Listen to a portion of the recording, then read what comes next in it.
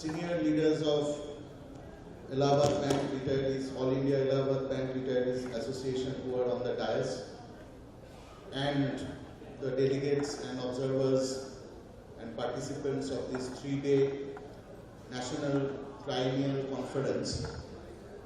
First of all, I would like to express my thanks and gratitude that I have been invited to this prestigious conference as a chief speaker.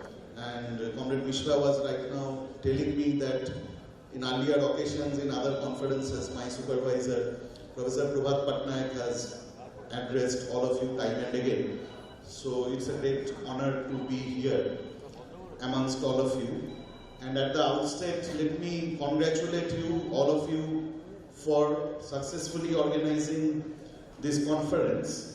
And I am sure that over the next 2-3 days, when you would be here discussing various issues pertaining to your organization and the banking sector in general, the discussion will be very fruitful and it will help your organization as well as people like us who are interested in economics and what is happening to the banking sector in general to understand the situation of our country in a better way. Now, I have been asked to speak for about 25 to 30 minutes. And I, as all of you are by now familiar, that I have generally worked, I'm an economist by profession. And I have been looking at the Indian economy for around 2 decades now, since my students' days got over. So therefore, let me just make some basic arguments about the Indian economy in the current phase, and then come back to the issue of banking, given the macroeconomic scenario that exists in India right now.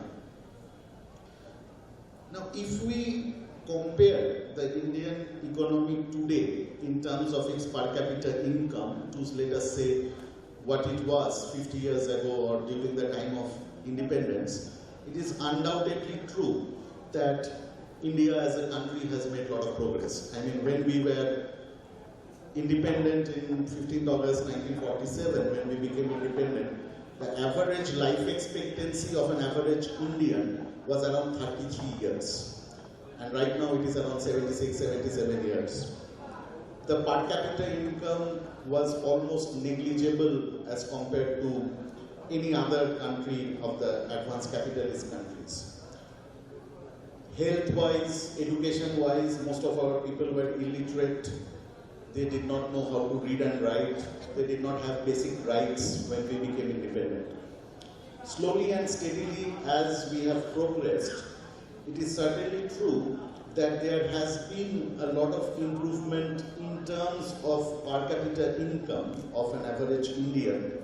Right now is around 2 lakh rupees in nominal terms. On the other hand, in terms of literacy, in terms of basic health indicators, as compared with the situation that existed during independence, we have indeed made huge strides on the basis of which all of us as Indians should be proud of what we have achieved. On the other hand, if we look at it from a slightly political angle, in the sense that India, when it became independent, it also was the period of decolonization of the world. As you know, that most of the countries of the third world, of the developing countries, became independent during the time India got its own independence.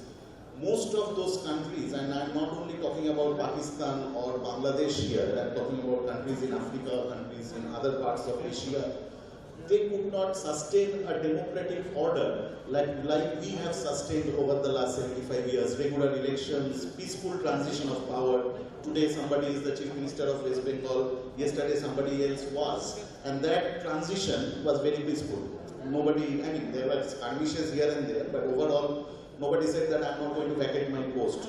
The military has been in the barracks, never came out and tried to intervene in the politics of our country.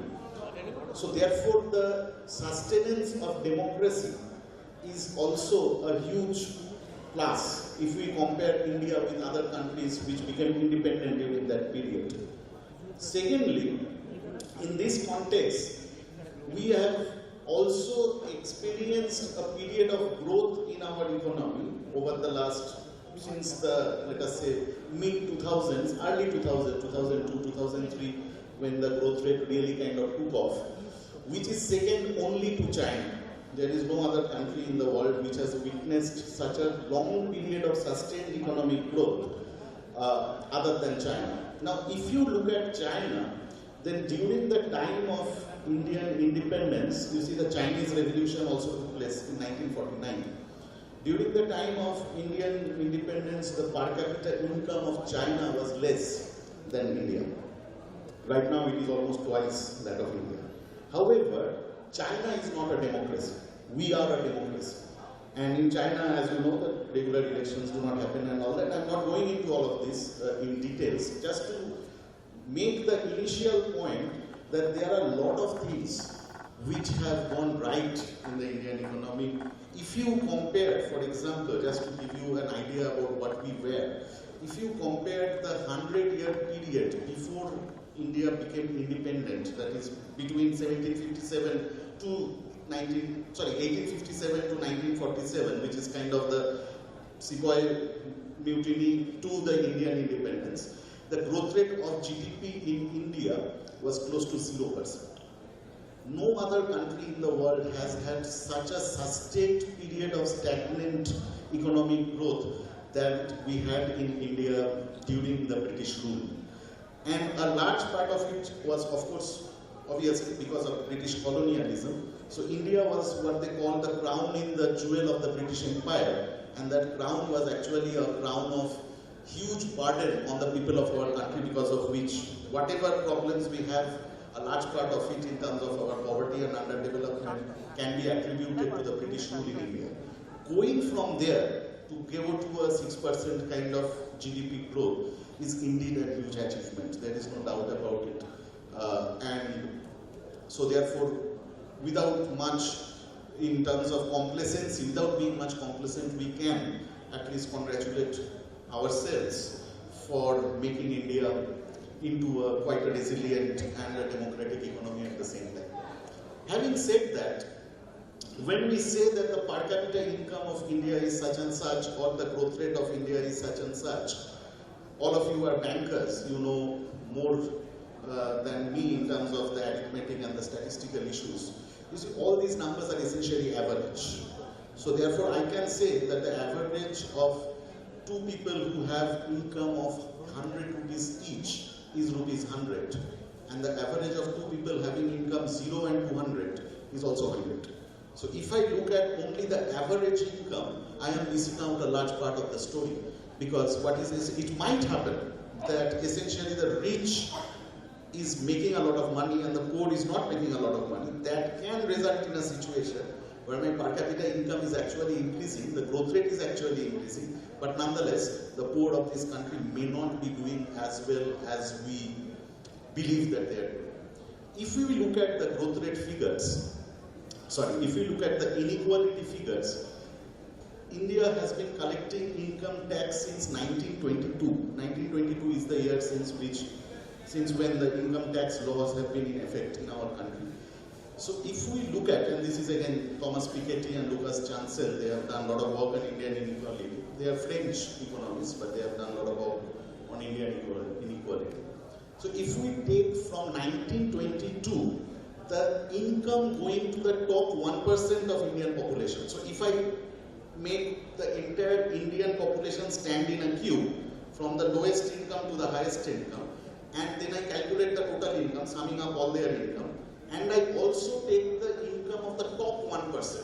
So if there are 100 people, the first person, or if there are 1,000 people, the first 10 from the top, and add their income, that gives me the ratio of the top 1% of income vis-a-vis total income. That was somewhere around 20%. So 1% of the population had owned 20% of the income in the year 1922, 100 years ago. That steadily fell throughout the period of period after independence till around 1985. In 1985, that number, the income of the top 1% as a share of total income of India was around 6%. So it was a drastic fall from around 20 to 6%. Right now it is 23%.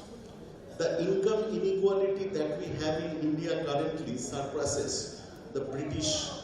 When the Britishers were there, the income inequality that existed during that time is less than the income inequality that exists now. That's the name of their paper, in fact, very interesting name. Indian income inequality from British Raj to billionaire Raj. So if we look at wealth inequality, income and wealth are different. You might be having an income of 1 lakh rupees per month, but you might be owning a house or shares as a stock whose valuation can be, let us say, 10 crores. So wealth and income are different. As we say in economics or in accountancy, that wealth is a stock, income is a flow. So if we look at the stock of wealth and calculate the same thing in terms of the top 1% or top 10% of the population, how much wealth they own almost 2/3 of the wealth of our country. So that is the level of income inequality that we have in our country today. In spite of the fact that we have made these huge achievements, which I have just noted, some of them. On the other hand, it is also true that there is a serious problem of employment generation in our country. So I was asking my comrade Khetro Gopal Ghosh, who is my senior from my locality, Pada as we call it in Bangla. So I was asking him to give me some data about the number of employees in Allahabad Bank over the last many years before the merger. There is a significant fall in the number of employees, the data that your union has provided me. And I was also looking at the data of the total number of employees in the public sector banks in India and the private sector banks in India. There was a time, not so long ago, 10-15 years back, when the public sector bank number of employees was much higher than the private sector banks. Right now it is no more true. The private sector bank employees are rising, the public sector bank employees are falling. Not only that, the share of loans that the public sector is giving, gross advances that the public sector banks is disbursing, is right now less than 60% of total disbursal of credit by the scheduled commercial banks in our country. This is 2022 data, 2021 data during the pandemic. And there is a significant fall. If I draw the graph, there is a significant fall in the loans that the public sector banks are giving, and there is an uptick in the private sector banks that are giving. There is nothing wrong in that, in per se, that maybe private sector banks are doing better. However, this would have been the case if there had been an overall increase in employment in the economy. That is not happening. Employment has become stagnant to the extent that when we teach basic development economics to our students, we actually tell them a story. And the story is the following, that when we are underdeveloped, when we are poor, we are basically agricultural economy, where most of the people are in the agricultural sector, most of the GDP comes from the agricultural sector, and then development, quote unquote, essentially means that we move from an agricultural economy to an industrialized economy. If you look at the data of India over the last 4 or 5 years, post-pandemic, the proportion of population engaged in agriculture has increased. It should have been decreasing. It was decreasing for a very long period of time since the pandemic, and I don't have time to go into why it is happening, but there has been a very significant increase in the proportion of the employed who are employed in agriculture. So out of 100 people employed, I am not even looking at the unemployed people, out of 100 people employed, how much are in the agriculture sector? That is increasing. However, the share of GDP in agriculture, that is not increasing. That is actually falling or at most stagnant. In other words, if India's GDP is a cake, then more and more people are depending on smaller and smaller size of the cake. That is the agricultural sector. And that is the area, or that is the sector where you have a lot of, obviously, poverty and various other problems. This is an anomaly. If you look at the Chinese story, for example, notwithstanding the fact that China is not a democracy or China has its own problems, and I'm not a great admirer of China, but if you look at the Chinese story, it has a sustained GDP growth for 30 years. And all that GDP growth that it has been having, no other capitalist country in the history of capitalism has been able to do it. However, it has happened mainly backriding on a manufacturing-led growth process. That is not happening in India. Manufacturing sector is basically stagnant. Service sector is growing. Now, service sector, whenever we listen to service sector, we think about Rajarhat, Sector 5, IT sector, artificial intelligence and all of that. Service sector comprises everybody. The auto wala, the toto wala, the housemaid, the puchka wala, all of these are service sectors. Yes, over the last 5-6 years, there has been an uptick in the IT-enabled industries, particularly in terms of exports, which is doing very well. But the huge increase in the share of GDP in the service sector is not matched by any increase in the share of employment in the service sector. So in other words, employment is a problem. That cannot be captured. If you ask me what is the data that employment is a problem, that strictly cannot be captured only by looking at the unemployment rate. Because in a country like India, if you are unemployed, purely unemployed, then you will die. Who is going to feed you? So therefore, the probability of you becoming unemployed is very less. You do whatever work is coming to your hand. You do you do boot polish in Howrah station. You try sweep away whatever. Basically, those jobs are not needed. Why do you do a boot polish? Polish your own boot. So these are the kinds of jobs which are proliferating in India in terms of the informal sector. So therefore, looking at the unemployment rate to say that look, unemployment rate is only 4.5% in India is not a good way of looking at the employment picture.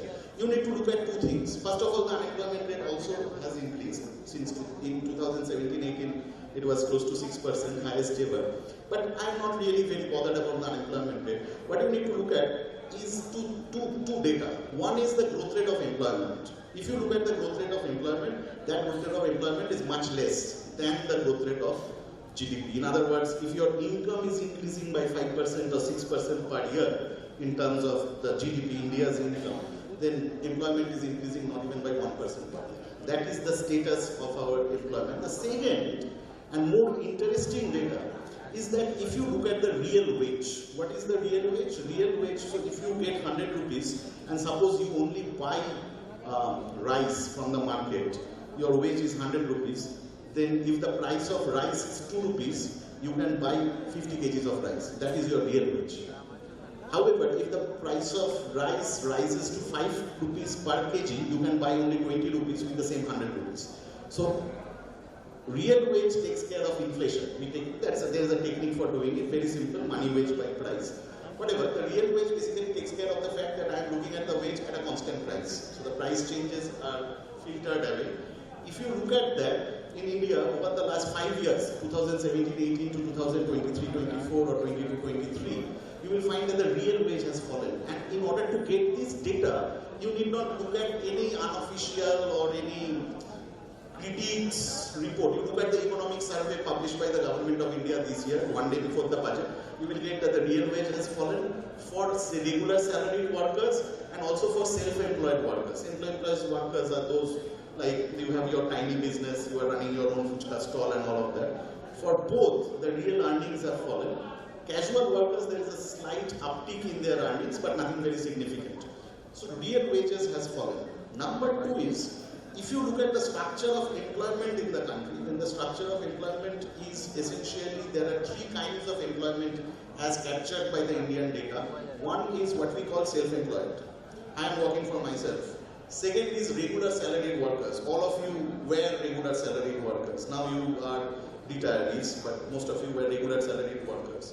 And third is casual labor or daily workers. If you look at the proportions, then self-employed workers are more than 50%. And this proportion is the proportion which is increasing. Regular salaried stagnant, casual salaried is also more or less stagnant. Regular salaried has actually fallen, particularly in the rural areas, so self-employed has increased. This is also a peculiar situation. If you look at the overall, if you compare India with other advanced, not even advanced capitalist countries, compare it with Singapore, compare it with China, Sri Lanka, this is not the picture. Where mostly regular salaried jobs are the ones which increases. So those of us who have a regular salaried job are really the fortunate ones in India. Most of us do not have a regular salaried job. Now, In this context, the issue of banking becomes very important, and I will conclude in another 5-6 minutes. Because you see, what is needed for a growth process is that whether you like it or not, the growth process in a capitalist country depends on the investment that is done by those who own the means of production or those who are the capitalists. These are the guys who must be investing in order to create more factories. Government today, for a very long period of time, government is not actually the prime mover of the GDP growth. It is basically the corporate sector. If you look at the investment as a share of GDP, which is one of the big indicators about how the economy is doing, it is right now, it is fluctuating between 28 to 30%. This is pretty low as compared to India's standards. India had a investment GDP growth rate of 35-36%, and very low as compared to China. China was 40-50% during its heydays. Now, in order to invest, you need many things. One is that you must have an expectation that the economy is going to do well. But the main question that I am trying to raise here is that where do you get the money from in order to invest? No Tata, Birla or Ambani actually spends money from their own pockets. They collect money from the market. Even today, one of the biggest, biggest channels of money that they get is not actually from the stock market. Stock market is mainly for speculative purposes and the equities, but mainly from the banking sector. So therefore, the banking sector has a very important role in terms of financing the investment projects.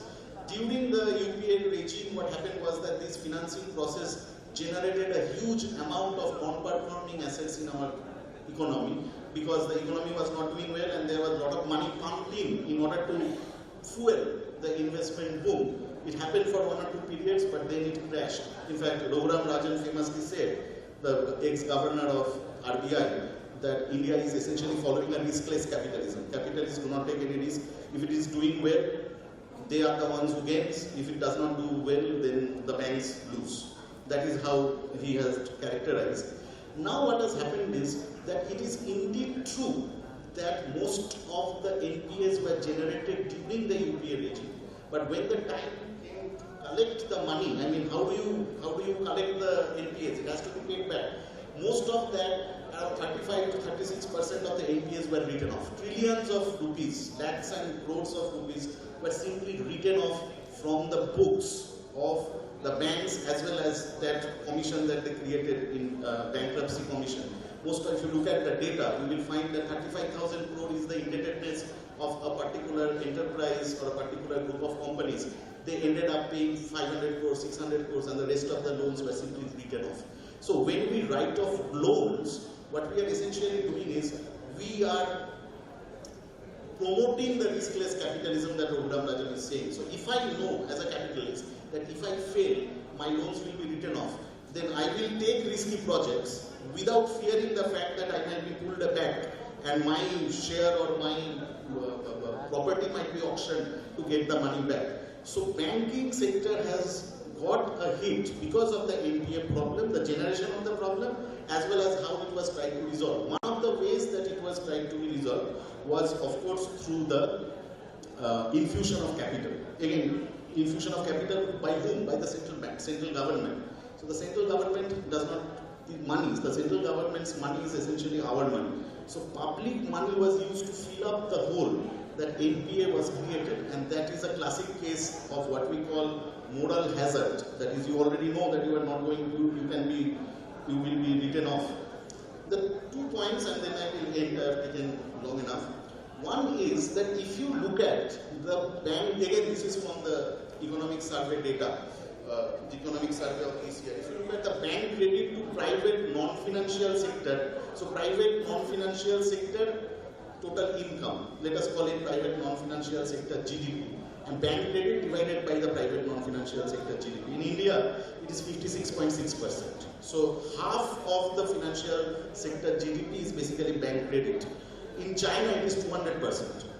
So in other words, twice the non-financial sector is actually bank credit. So banks play a much more important role in case of China. Even in the advanced capitalist countries like United Kingdom, that is 76.8% of the non-financial sector GDP, bank credit is 76.8%. In other words, banks play a much more prominent role in these countries as compared to India. One of the reasons that this 56 is a bit low, Mexico and other countries are slightly below us. One of the reasons is that essentially our non-financial sector is not growing. They are essentially informal sectors. They are petty producers. They do not go to the banks to take loans. And if they go to the banks to take loans, most of them you are going to reject their loans because they do not have much credit worthiness. Yes, there is priority sector lending and all that, but that is a separate story altogether, how priority sector lending is done in our country, and of course some of it goes, but majority of the non-financial sector credit actually goes to big players, not the priority sector. Second is that in this context, we need to look at how the share market is operating, because that is the other avenue through which money can be created or generated for the economy as a whole. So in India, the market capitalization to GDP ratio, that is if you add the valuation of all the shares traded in Bombay Stock Exchange or National Stock Exchange and then divide it by the GDP, India is 136. That is 136% of the GDP is market capitalized. In China, it is 65. So you see the difference. The bank credit plays a much important role in China as compared to India. Now, what has happened is over the years, because of this huge reduction in the interest rates of small saving funds, people like us who have been saving in small savings funds, there is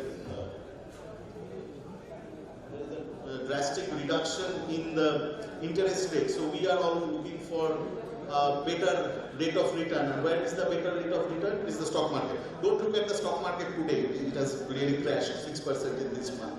But stock market as a general trend. As a result, what is happening is, if you plot the small savings fund with the SIPs that have been generated, and now all banks are being asked to put their, to allure customers to go for some mutual fund that most of the banks are right now operating in. If you look at it, we don't even have to go back many years. In the financial year 2022, the total money, that asset under management in the mutual fund was 5.8 lakh crores in 2022.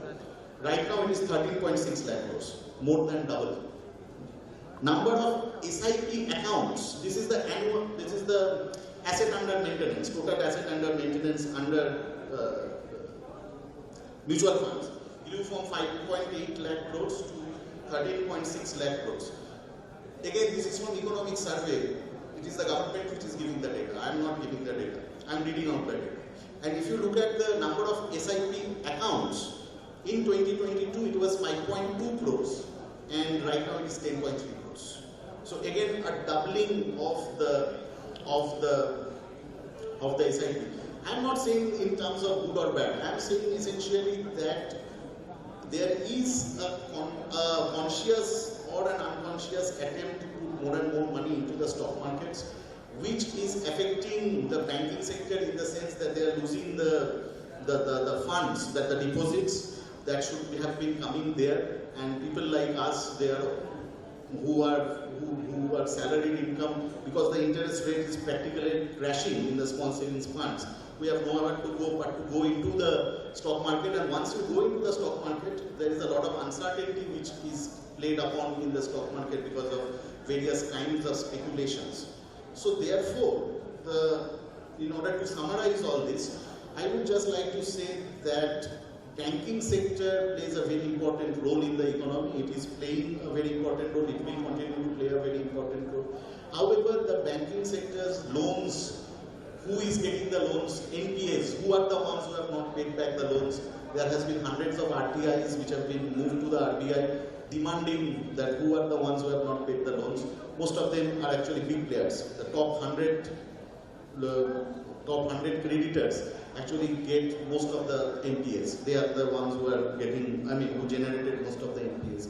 So therefore, in order to have a development trajectory which can be beneficial to both the services of banking, the credit, the fund mobilization, has to be done in a much more egalitarian and democratic way, such that the poor people of our country, or the not so rich people of our country, if I may put it that way, get a share of the pie, such that when we look at the GDP growth numbers or per capita numbers, we have not only an increase in the numbers per se, but also an increase in the income, which is more democratic in the sense that it can touch most of the people. In that regard, banking, private sector banking, public sector banking plays a very important role, because if I only calculate the profitability of the public sector banks as a whole vis-a-vis the private sector banks, what we miss out is the social role that the public sector banks play. You are the ones who are asked to go and give loans to the agriculture, to the farmer, to the MSME sector, go and set up rural branches in remote areas of the country. And then when it comes to profitability, we just look at some numbers and say, oh, the private sector banks are doing so well and you are not doing so well, so maybe then you need to do something about it. I am not saying that everything is hunky-dory with the public sector banks. Of course, you know better than me where to be improved. But the social role that the public sector bank plays is very, very crucial for the development of our economy. That needs to be strengthened, that needs to be updated, that needs to be more efficient in terms of delivering a more egalitarian growth process. Thank you very much for your attention.